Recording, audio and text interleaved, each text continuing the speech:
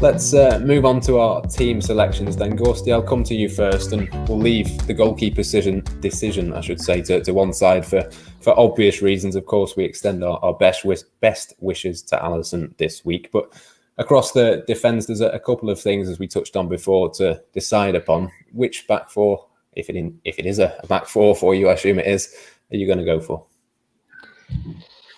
It's just the same conundrum, isn't it, that it is every week now, is what centre-back pairing is going to be out there. And Klopp said for a while it's pretty much been, the last man standing, get out there and get on the pitch. But it's 2 from 3, and none of the 3 are kind of standout candidates, are they? Kabak, Nat Phillips, or a debut for Ben Davies. But I'm going to stick with Kabak and Phillips, and hopefully they've got enough to shut the door against Sheffield United.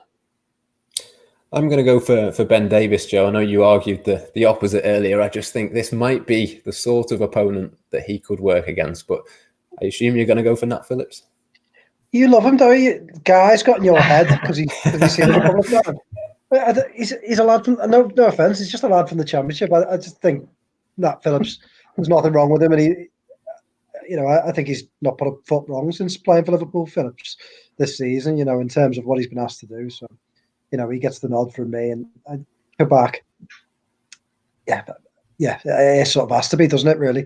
As Dave was saying before about Kabak, I'd be very surprised if Liverpool took him unless he's doing something brilliant in training. I think he's on a hiding to nothing at the moment in the team that he's in. And I think if Liverpool had wanted him, they might have gone for him last summer. But we'll see. But yeah, I just think it has to be them two. I don't see the point in throwing Ben Davies in just because you like him, Matt. The only reason that I'm going for him is because I just think... This guy said he was good. If you've no intention of playing him, why bother bringing him in January? I mean, if ever there's a game for him, I think it's probably the worst team in the division that you put him in for. It's because they were down to the under-9s, Matt, with the centre-half. They had no one left. That's what I mean. If he doesn't get a chance now, then what was the point in buying him? Maybe so. Lynchy, who are you going to go for? I don't really want to come down on either side here, lads. I don't want to cause any further rifts. No, I think to be honest with the Ben Davies thing, I think there's a real possibility he doesn't play for Liverpool this season. To be honest, I don't see it as a sensible situation where Klopp brings him into the team. That's what I find. It's just. There's no obvious game where he comes in. I think you play Kabak until the end of the season now. He is obviously the one of the two that Klopp wants to play, and I think you maybe put Phillips next to him because I just don't see what he's done wrong in recent games when he's come in, and more change at the back is probably not the way forward. So go with the side that you ended up finishing against Everton. You've just ruined Matt's day. Look at his face.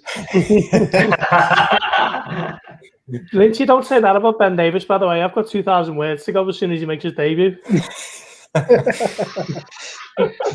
are you going to even? How can you even repurpose that? That is a nightmare. No, I'm sure we'll see him at some point. Ghosty, midfield. Again, it's 3 of 4 with Oxlade-Chamberlain or Curtis Jones, I guess, isn't it? As much as I'd like to give Thiago a breather for a bit, you can't, can you? So it's going to have to be Wijnaldum again, Thiago again, and probably Curtis Jones above Oxlade. Is Naby Keita back now? I think I'm right in saying he is, isn't he? Yeah, he's back in training, actually. I didn't think of that, but I don't know. He hasn't played since Palace, has he? Which is well over 2 months ago now. So maybe you could keep him for 20 minutes. Yeah. Joe, which configuration in the middle? Is there a change of formation, or are you going to go with a 3? No, I'm going to go with a 3. I'd lash Keita in. He's been training a bit now, hasn't he? Good 10 days or so, Keita, I think. But he came back middle last week and then missed. He was ill, wasn't he? He got ill after he came back. They did leave him out of the game to stay and train, didn't they, with the Leipzig game? So I would try and get him back in just to freshen up the midfield a little bit. And Keita,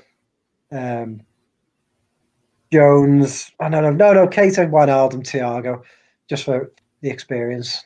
It's difficult, isn't it? Because Wijnaldum, if he leaves Liverpool this summer, they'll have ground him into paste by the time he leaves because he's just not allowed a break, is he? The poor fella can't catch one. The amount of people who go down injured every time you think you can take him out. So Wijnaldum, and then like Gorsty says it, I'd like to give Thiago a break, but you can't really. And I think Keita, if he comes in, his natural fit is in the more advanced role in midfield, and that's where Jones has played. So I'd have Wijnaldum sitting, though. I think it looks a little bit better when you have Wijnaldum sitting and Thiago a little bit more advanced, and then Keita was the most advanced of the three.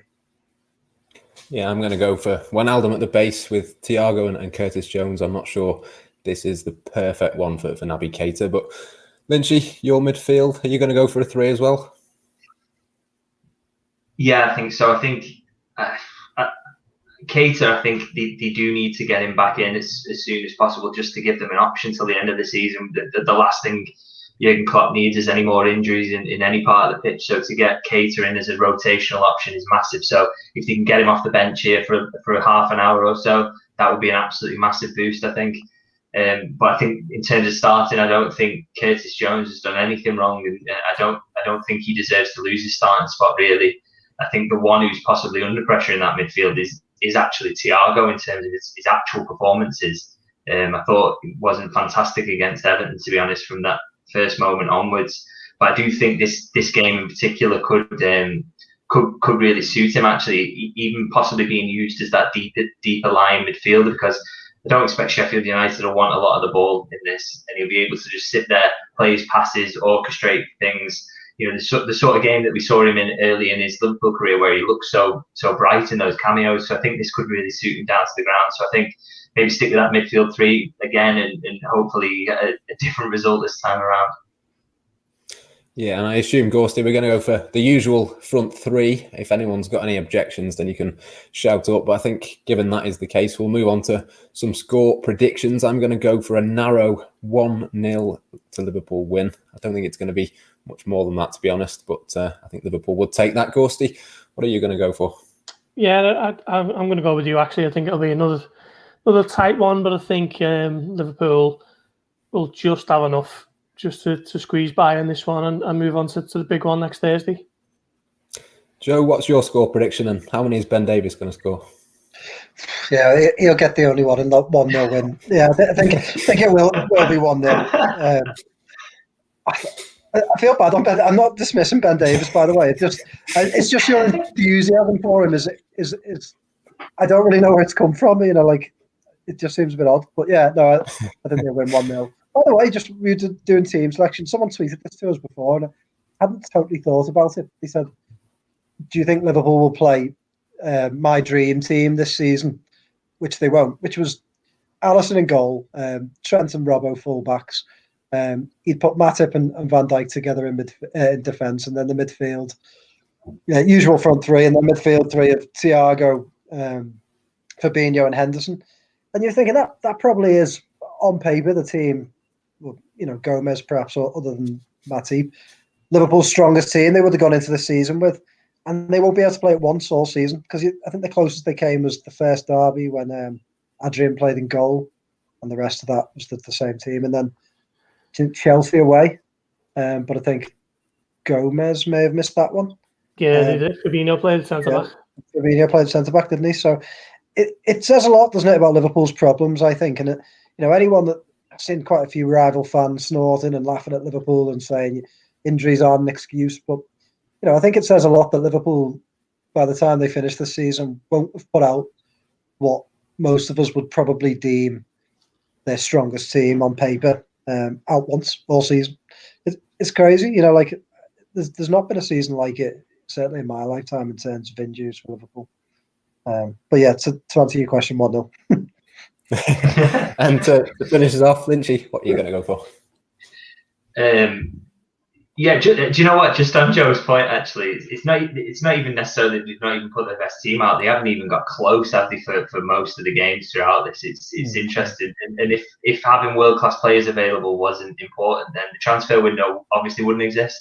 So anyway, back to your actual point, which was the score. I think I know it's not everyone's favourite stat, but Liverpool recently been massively underperforming their expected goals, and I think at some point, surely it's got to turn. They have been getting chances. We forget this, even though the performances haven't been amazing. They have been getting chances. Maybe this is the game where a couple just go in and they get a comfortable win. So I'm probably wrong, but I'm going to go for 2-0 to Liverpool. Yeah, my favourite stat of this week is that the 2 out of the top 3 most underperforming in terms of XG in the league are Sadio Mane and Roberto Firmino, but the other one is Kevin De Bruyne, which is interesting. Anyway, that just about brings us to the end of today's podcast. We'll, of course, be back on Monday to look back at Sunday night's game at Bramall Lane, rather. For now, though, from myself, Matt Addison, if I can speak properly, Paul Gorst, Joe Rimmer and David Lynch. Until next time here on the Blood Red channel, thank you for watching and listening, and goodbye for now.